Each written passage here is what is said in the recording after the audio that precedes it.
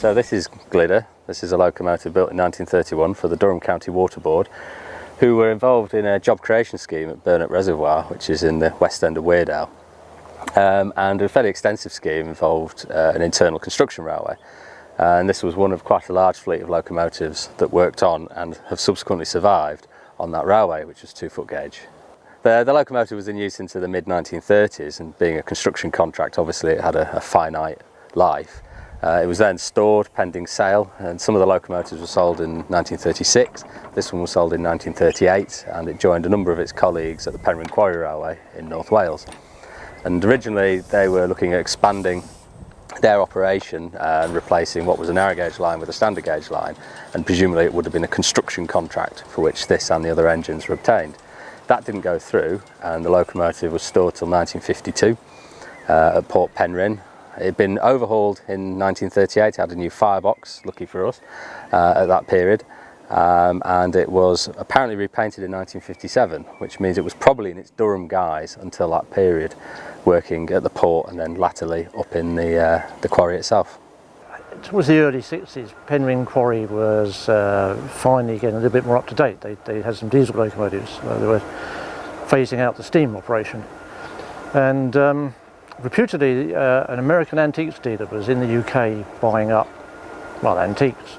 The 60s was a period the Americans got very keen on buying English stuff. You might remember they bought London Bridge. One of the Cunard liners, Queen Elizabeth, I think, or Queen Mary, one of the two, that went to America, and so on. So there's a great demand there. And this guy, the story is, he was in his hotel room, and there was a bit on the television about the fact that Penrhyn were finishing with their steam engines. He thought, well, that'd be nice, I'll go and buy them and make a few quid. So he did go, and he bought 6.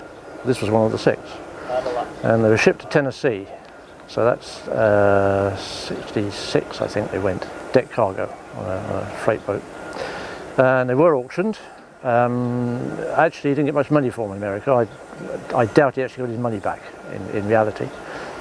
And this one and 2 others was bought by a chap called Holman, who owned an estate near Indianapolis. And his business was wholesale groceries, but he also owned the Indianapolis Speedway racetrack. And he was interested in steam engines, and he was going to build himself a little museum. And he did build a little museum, but it never progressed, and then it shut. And this engine and another one, Ogwyn, in fact, were just put in a barn on his estate, and the doors were shut, and that was it. And there they sat for 50 years. It was known they were there somewhere, but not everybody knew quite exactly where, and one or two folk would try to go and buy them and without any success. And then a friend of mine, Julian, and we contacted them, we went to see them, and it's a long story, but we ended up buying 3 locomotives from him. And this is one of the 3. So then we had to go, get them out the barn, put them in a container, and the question what to do with it. And it's inappropriate to bring it here because it had worked here originally, near here at Burnhope on the reservoir. So hence we brought it back to as near to its original home. And the plan always was to try and make it not look too restored. Now, if it was going to haul passenger trains regularly, we'd have to have air braking systems and modern couplings and things. Well, here we don't have to do that because it just shoves a few wagons around, and that's fine. So it can look more authentic. So it looks quite at home. So. In 2012, in conjunction with Graham, the idea was hatched to place this and sister engine Ogwyn on display at Beamish because of their Durham connections, in the condition that they'd been kept in since the mid-60s.